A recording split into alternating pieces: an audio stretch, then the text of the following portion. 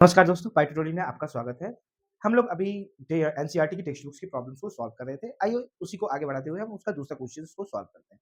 ठीक है? तो दूसरा क्वेश्चन था जैसे कि क्या है कि a tree breaks due to the storm, broken part bend so that the top of tree touches the ground making an angle 30 degree. ठीक है? देखिए हाइट एंड डिस्टेंस का जब भी आप प्रॉब्लम बनाइए तो सबसे पहले उसका आप लोग फिगर ड्रॉ करने की कोशिश कीजिए। अगर आपने फिगर करेक्टली ड्रॉ कर लिया तो फिर आपका जो है 90% क्वेश्चंस आपने वहीं पे सॉल्व कर दिया देन एंड देयर। ठीक है? जैसे ये ट्री है हमारा, ये ट्री है। अब स्टॉर्म आया तो स्टॉर्म आने के बाद क्या है, ये ट्री हमारा बेंड हो गया। तो इसका जो टॉप पार्ट जो है, ठीक है, ये ऐसे हो गया, ये वाला पार्ट था। अब इसका टॉप पार्ट इस टाइप से हो गया कुछ, बेंट होने के बाद। स्टॉर्म आया, स्टॉर्म आने के बाद जो बेंट हुआ, तो बेंट होने के बाद कुछ इस टाइप से हमारा हो गया। ठीक है? नेक्स्ट क्या कह रहा है? so that the top of tree touches the ground making an angle with it 30 degree. तो अब ये जो इसका जो टॉप पार्ट जो ग्राउंड को टच कर रहा है, ये इसका जो एंगल है, ये जो एंगल बना रहा है ग्राउंड से, ये एंगल कितना डिग्री का बना रहा है? ये 30 डिग्री का बना रहा है। नेक्स्ट क्वेश्चन, नेक्स्ट क्या कह रहा है? The distance between the foot of the tree to the point where the top touches the ground is 8 metre. जहां पे इसका टॉप टच कर रहा है ग्राउंड को, ठीक है, और इसका फुट से लेकर ये रूट वाला पार्ट से लेकर ये जो टॉप पार्ट जो टच कर रहा है, ये वाला डिस्टेंस इसका कितना है? 8 मीटर का है। ठीक है? तो हमें जो है ये ट्री का जो ओरिजिनल हाइट था वो हमें फाइंड करना है। ठीक है ना? ये वाला पार्ट जो बेंट हुआ है और ये वाला पार्ट, ये पूरा मिला करके जो हाइट था वो हमें लोकेट करना है। ठीक है दोस्तों? तो आइए हम लोग लोकेट करते हैं। ठीक है? इसको थोड़ा-सा राइट एंगल ट्रायंगल के फॉर्मेट में बना लेते हैं। जैसे मान के चलिए हमारा जो है, ये हमारा ट्री है।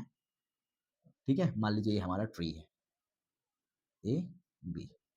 ठीक है? अब स्टॉर्म आया, स्टॉर्म आने के बाद बेंट हो गया हमारा। ठीक है? तो ये जो पार्ट था, ये वाला पार्ट बेंट हो गया।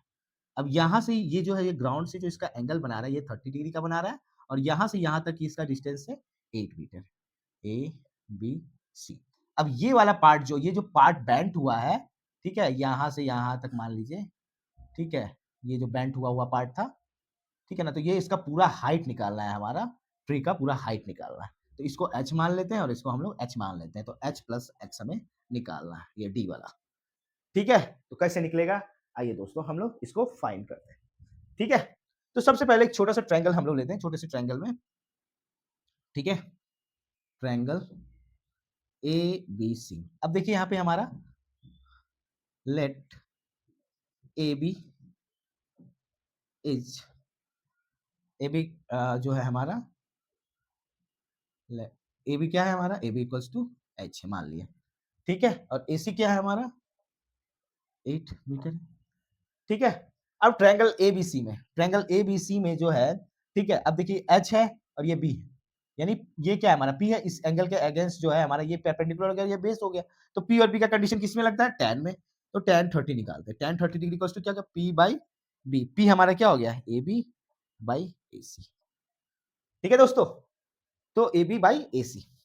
ठीक है? तो हमारा क्या हो गया? tan 30 हमारा होता है 1/√3 और AB क्या हो गया हमारा? H।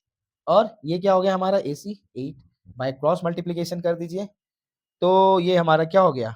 √3H equals to 8। यानी H इक्वल्स टू क्या हो जाएगा हमारा? 8/√3। इसको हम लोग इक्वेशन 1 मान लेते हैं। ठीक है? अब जो हमारा जो पार्ट जो बेंट हुआ पार्ट है, यानी कि ये, ठीक है ना? ये वाला पार्ट, यानी BC हमें पहले लोकेट करना होगा।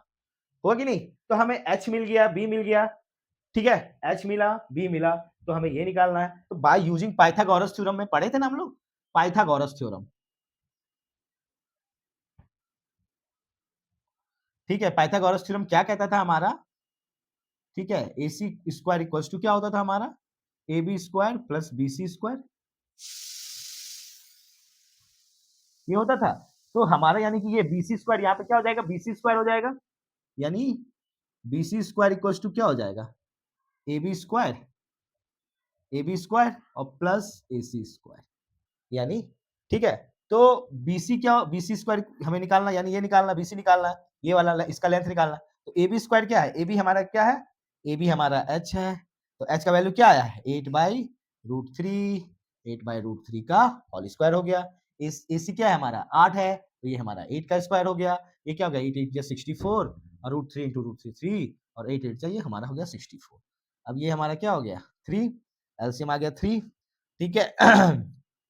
अब ये हो जाएगा हमारा 64 और प्लस ये हो जाएगा 64 इंटू 3 यानी 192। ये हो गया हमारा 6 256 डिवाइडेड बाय 3, ठीक है। दैट मीन्स बीसी का क्या हो जाएगा, बीसी इक्वल्स टू क्या हो गया under root 256 divided by 3। That means ये हमारा हो जाएगा 16 रूट 3। बीसी निकल गया क्या हमारा, ये निकल गया 16 रूट 3।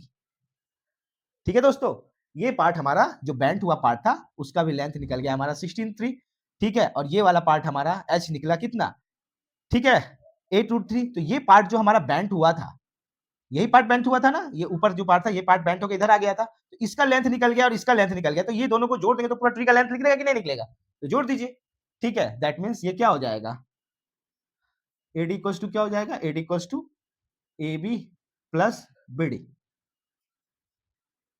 ठीक है A B plus B D. लेकिन जो हमारा ये जो बी डी है, बी डी किसके इक्वल है, बी डी इक्वल्स टू है किसके, बीसी के।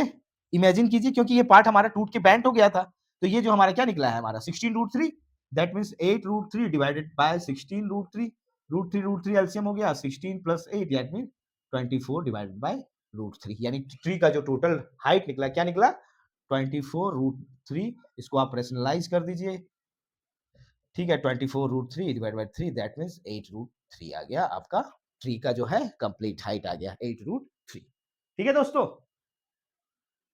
तो दोस्तों आशा करता हूँ कि अभी जो मैंने आपको बताया समझ में आया होगा, नहीं समझ में आया होगा तो आप दोबारा से पूछ सकते हैं।